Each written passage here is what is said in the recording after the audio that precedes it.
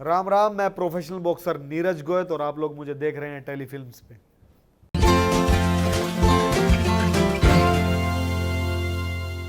So hi Neeraj, firstly welcome to our channel.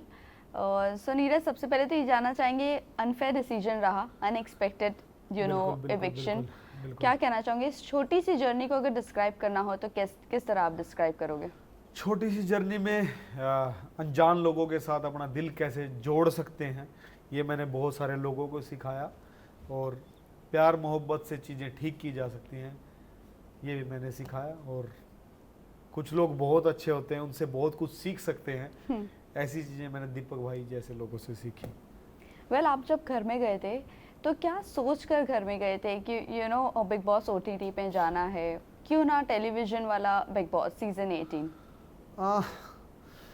वो जो TV वाला बिग बॉस होता है वो बहुत लंबा होता है, और कहीं ना कहीं मेरी फिटनेस या जो मेरी अपकमिंग फाइट्स होती हैं उनके लिए वो चीज़ ठीक नहीं रहेगी। और मुझे अभी तक पता भी नहीं है जब टीवी वाला आएगा उस टाइम पे मेरे पास क्या क्या चीज़ें हैं।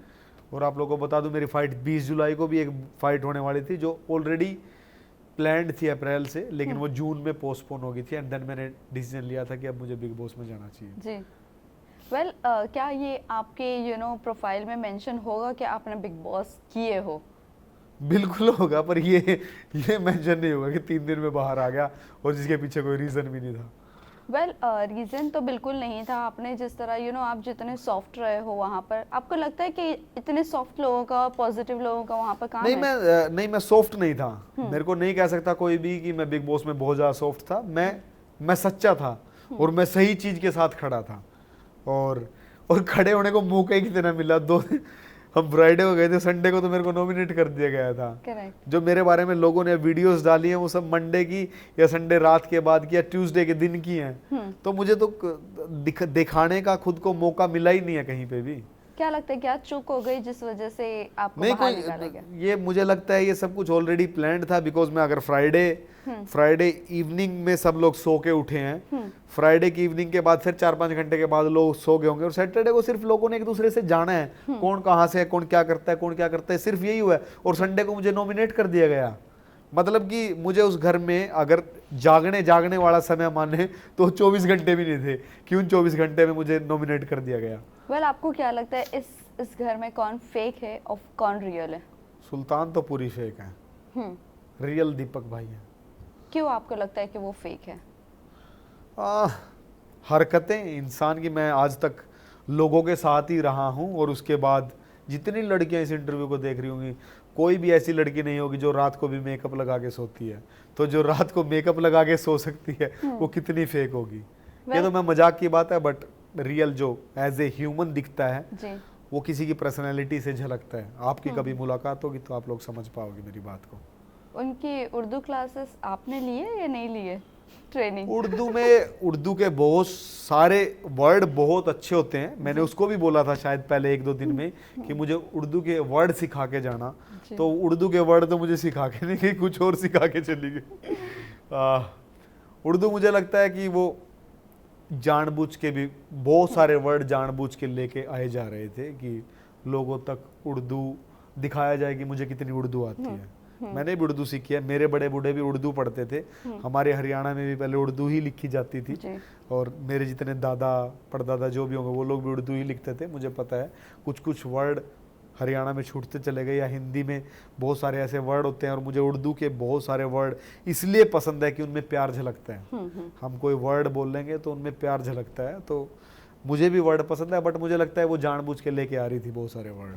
सना सुल्तान और नेजी के बारे में क्या ख्याल है? बहुत ज्यादा साथ में बैठकर बातचीत करते ऐसा सना सुल्तान तो अच्छी नहीं है, मैं बोल दूं, बट नेजी मेरे को कूल लगा। और पहले दिन से अगर कोई लोग माने कि मेरा कंट्रीब्यूशन नहीं था, कुछ लोग बोले, तो वो नेजी से पूछ सकते हैं। फ्रॉम द फर्स्ट डे जब मैंने नेजी को बेड पे देखा, जब मैं घर के अंदर एंटर हुआ, तो मैंने खुद नेजी को कंफर्ट करने की कोशिश की वहाँ पे पहले दिन से ही। वो चीज़ें दिखाई गई कि नहीं दिखाई गई मुझे नहीं पता, बट मेरी कोशिश हर दिन ये होती थी कि मैं नेजी को कूल करूं। हाय ब्रो, हाँ नेजी बा, मैं हर टाइम उसको मैंने बहुत कोशिश की, और नेजी अच्छा था मेरे साथ। और नेजी भी सब लोगों के लिए जिसके लिए जो बोलना था वो बोल देता था। वेल, इसी के साथ साथ कुछ कंटेस्टेंट्स है जिसके बाहर ऑडियंस जो बैठी है, ऑडियंस के साथ साथ दोस्त जो बहुत सारा कंट्रोवर्सी क्रिएट करना शुरू कर दिए, चाहे वो कटारिया और साई को लेकर क्यों ना हो। बाहर एल्विश, मैं बता देती हूँ, एल्विश उनको धमकी दे रहा है साई को कि बाहर की भी दुनिया है। व्हाट यू हैव टू से कटारिया के बारे में, क्योंकि एक बड़ा फैन बेस लेकर आते हैं वो। मुझे लगता है कोई कितना मर्जी फैन बेस लेके आ जाए, मेरे पास फैन बेस नहीं था।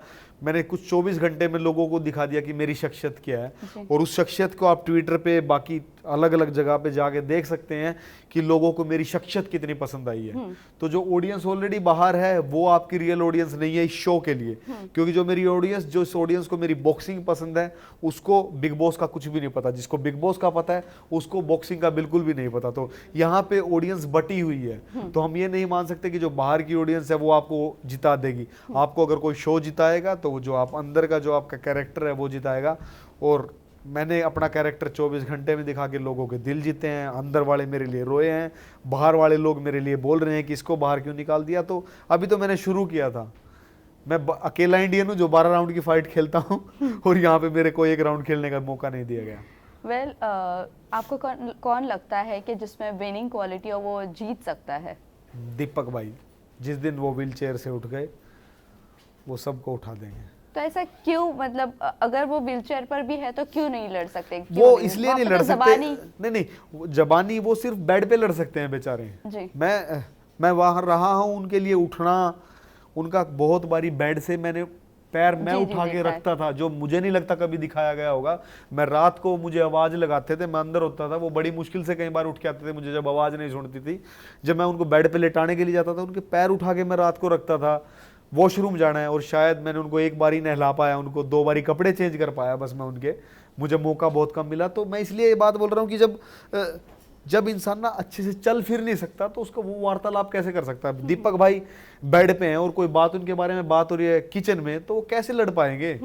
तो उठने का मतलब ये है कि वो उठ पाए सही जगह पे जाके बोलने के लिए। अब कोई लड़ने के लिए बेड पे नहीं आएगा उनके साथ। क्या लगता है दीपक जी, अगर इस तरह रहा उनका तो कितना आगे तक का जा सकते हैं? क्योंकि बट ऑब्वियसली जो अभी जेनजी जनरेशन अंदर है तो उनसे तो वो कम्पीट करना बड़ी बदतमीजी है। एक्सपीरियंस किसी को भी बीट कर सकता है। और दीपक भाई समझते हैं हर चीज को।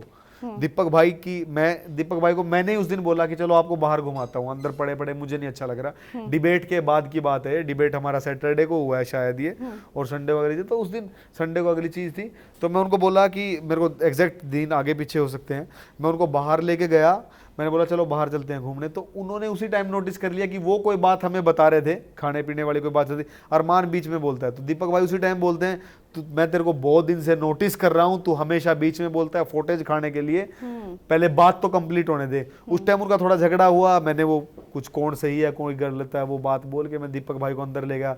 फिर 1-2 चीजें और हुई, रणबीर भाई ने शिवानी को कुछ गलत बोला था, वो मैंने हर चीज सही चीज के ऊपर उंगली उठाई है। और दीपक भाई, मैं वही बोल रहा हूँ ना, एक ही दिन बाहर गए हैं और वो उनका सारथी मैं था वहां पे, अब उनका सारथी पता नहीं कौन होगा, और वो तभी खेल पाएंगे अच्छे से। डू यू थिंक कोई और आप जैसा उन्हें समझ सकेगा घर में? नहीं, अगर समझ सकता तो मैं बहुत ही लेजी इंसान हूँ, मैं सच्ची बताऊं। मैं कोई भी काम करके खुश नहीं हूँ घर पे। मैं पहली बार ऐसा हुआ है कि मैं किसी के लिए रात को जगा हूँ, क्योंकि मुझे कभी ऐसा मौका मिला ही नहीं, सही बताऊं तो। क्योंकि मैं हॉस्टल में रहता था, या लोग मेरी केयर के लिए होते थे कि मैं फाइट खेल रहा हूँ, लोग मेरी केयर के लिए होता था कि मैं किसी की केयर करने के लिए कहीं पे हूँ। तो ये मौका मुझे पहली बार मिला, और अगर कोई और इस मौके को ले सकता था तो मुझे जरूरत ही ना पड़ती। वेल, लास्टली जाते जाते जानना चाहेंगे अरमान के बारे में आपका क्या ख्याल है? अरमान ओके है, वो 2 बीवियों को संभाल पा रहा है, वो ओके है। बट समाज के लिए मैसेज गलत है कि खासकर अगर हम लड़के और लड़कियों को एक जगह रख रहे हैं, तो अगर एक लड़का 2 शादी कर सकता है, क्या कोई हमारा समाज एक्सेप्ट करेगा इस बात को कि एक लड़की के 2 पति नहीं कर पाएगा? तो आने वाली जनरेशन है उसके लिए ये मैसेज थोड़ा सा गलत है। लास्टली जाते जाते आप फैंस एंड व्यूअर्स को क्या कहना चाहोगे? मुझे खुशी है कि मैं 2 दिन में 3 दिन में आप लोगों के दिल जीत पाया। अगर ऊपर वाले ने चाहा तो ज़्यादा मौका मिलेगा आप लोगों के साथ बात करने का, आप लोगों के दिल जीतने का। Thank you. राम राम। मैं प्रोफेशनल बॉक्सर नीरज गोयत और आप लोग मुझे देख रहे हैं टेलीफिल्म्स पे।